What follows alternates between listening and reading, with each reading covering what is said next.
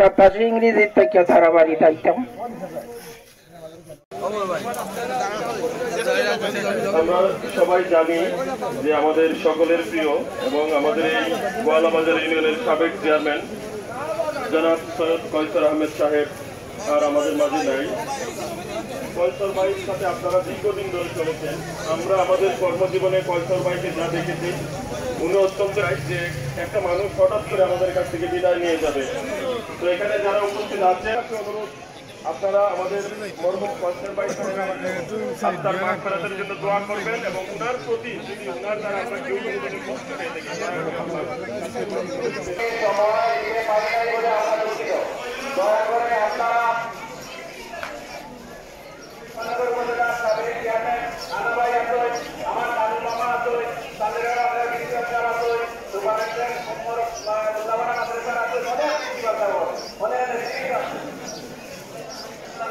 আসলে আমরা মনে করি আগত লাইনও সওয়াব বেশি, জানাজার সবচেয়ে বিকল লাইনও সওয়াব বেশি। আমরা মনে করি যে আগত লাইনও সওয়াব বেশি। কি হয়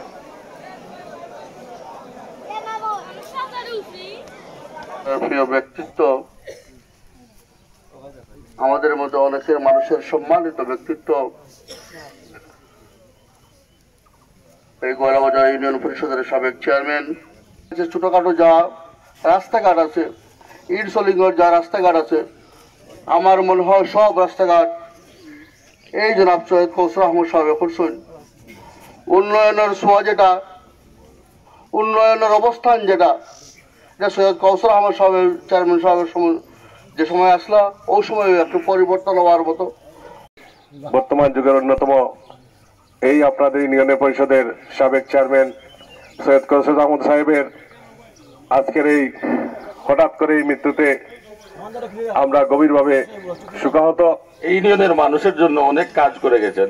এই অঞ্চলের গরিব দুঃখী মেহনতি মানুষের জন্য উনি অনেক কাজ করে গেছেন এবং আপনারা জানেন উনি ওনার আরেকটা গুণ ছিল, উনি একজন সালিসি ব্যক্তিত্ব ছিলেন। বালাগঞ্জ তথা উসমানীনগরের মধ্যে অন্যতম একজন সালিসি ব্যক্তিত্ব ছিলেন এবং যেদিনে উনি অ্যাক্সিডেন্ট করেন ওই দিনে একটা বয়াস ভাই বলে গেছেন একটা সালিসি বৈঠক থেকে উনি এসেছেন। আমি দীর্ঘ 18 বছর সভাপতির দায়িত্ব পালন করছেন, উপজেলারও দায়িত্ব পালন করছেন এবং দীর্ঘদিন তার চেয়ারম্যান আসলাম। আমি তার সাথে 2003 সালে নির্বাচন করেছিলাম, সে নির্বাচনে তিনি জয়ী হয়েছিলেন। আজও আমার স্পষ্ট মনে আছে, আমি যখন পরাজিত হয়ে আমার বাড়িতে গিয়েছি, তিনি সর্বপ্রথম আমার সাথে দেখা করে যে হৃদ্যতাপূর্ণ আচরণ করেছিলেন, আজও আমার তাই মনে পড়ে। প্রিয় উপস্থিতি, ইলিয়াস আলী তার পাশে ছিলেন, আমরা তার পাশে ছিলাম, আমরা তাকে সাহায্য সহযোগিতা করেছি, যার জন্য এই ইউনিয়নের অবকাঠামো তৈরি করতে তার যথেষ্ট অবদান ছিল। প্রিয় উপস্থিতি, এই ব্যক্তিটি আমাদের রাজনীতির সাথে জড়িত ছিলেন। আমাদের রাজনীতি করতে গিয়ে তিনি অনেক নির্যাতন নিপীড়নের শিকার হয়েছিলেন। 111-এর সময় তাকে মিথ্যা মামলায় অস্ত্র মামলা দিয়ে গ্রেপ্তার করা হয়েছিল। মানুষের হৃদয়ের মাঝে অবস্থান করতা। যাই হোক, কথাবার্তা লম্বা করার সুযোগ নাই। তাই রাজনীতির মানুষ আসলা, চেয়ারম্যান আসলা, সামাজিক ব্যক্তিত্ব আসলা, সমাজের সর্বস্তরের মানুষের লগে তার সুসম্পর্ক আছে, এটার প্রমাণ এই উপস্থিত মুসল্লিয়ান, এলাকাবাসী, বিভিন্ন জায়গা থেকে আগত অতিথিবৃন্দ। এত তাড়াতাড়ি যে সৈয়দ কৌসর আহমদ সাহেব আমাদের ছেড়ে চলে যাবেন, এটা আসলে ভাবতেও খুবই কষ্ট হচ্ছে।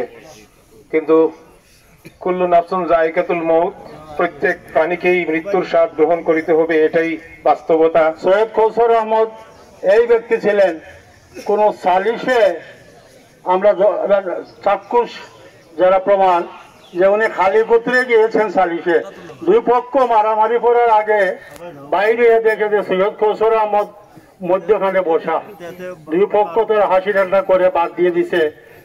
চেয়ারম্যান সাহেব এত সকাল জানলেন কিভাবে?